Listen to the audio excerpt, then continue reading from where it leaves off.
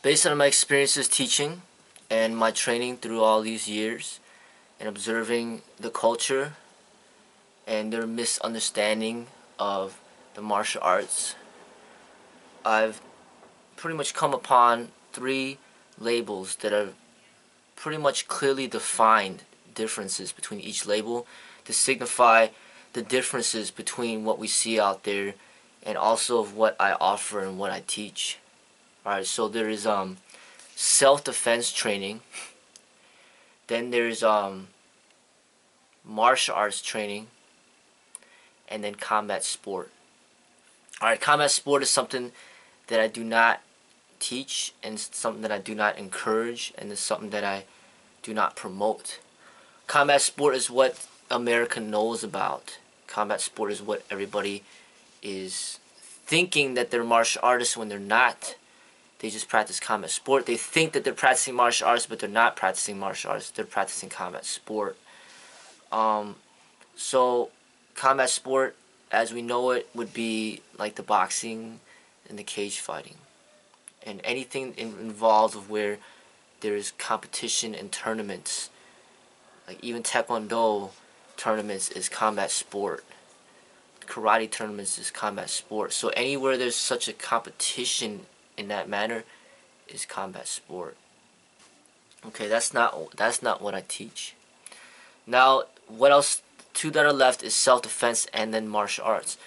Self-defense is just basic survival skills for the streets, and it's not revolved around any rules. But the rules that you probably will have to follow are the rules of the government, of the law. So the government, the law, will dictate the rules for self-defense. And their self-defense can incorporate weapons depending on what the law will say. Now, you could choose to break the law if you wish, but then you're going kind of in the opposite direction. You can end up becoming the one that is locked up yourself. So self-defense typically will go according to what the law will allow. If the law will allow you to carry a firearm, that becomes a part of your arsenal. If the law will allow you to carry around a baton, that will become part of your arsenal. If the law will allow you to carry pepper spray, that will become part of your arsenal. Now, self-defense will incorporate techniques out there,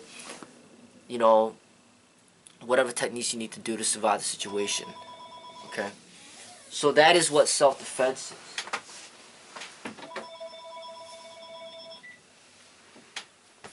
That's what self-defense is.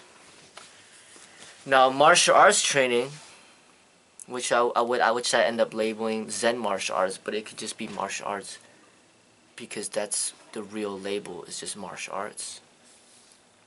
That is taking the self-defense training to the next level.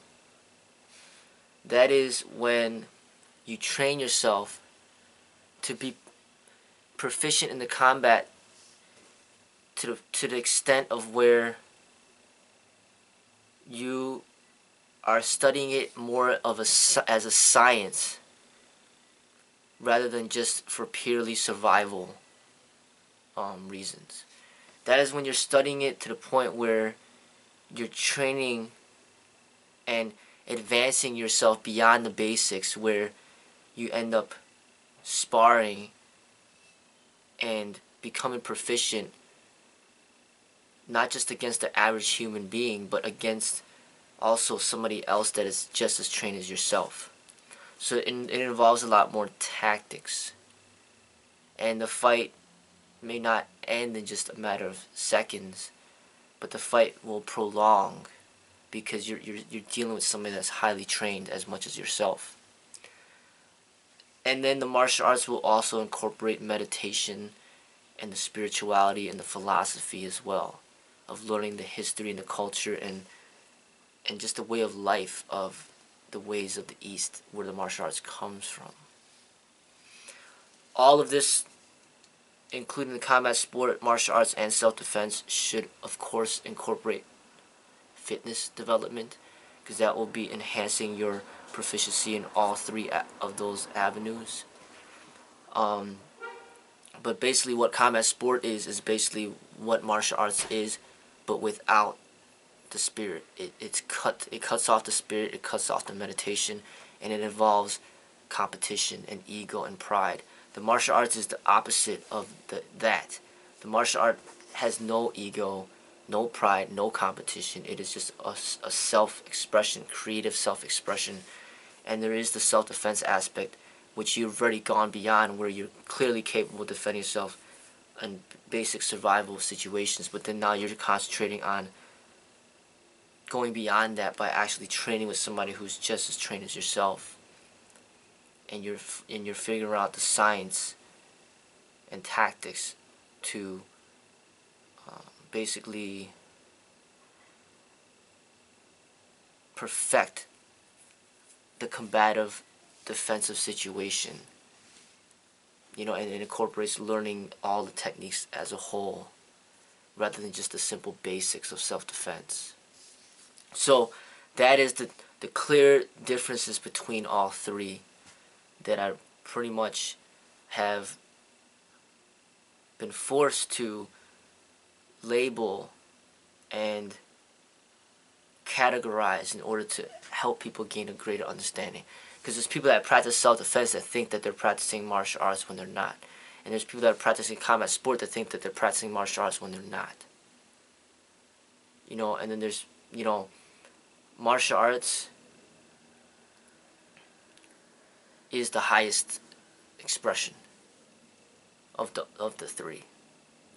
The lowest expression of the three is the combat sport, because you are placing yourself in greater danger opposed to protecting and preserving your life. Self-defense in martial arts is aimed at protecting and preserving your life.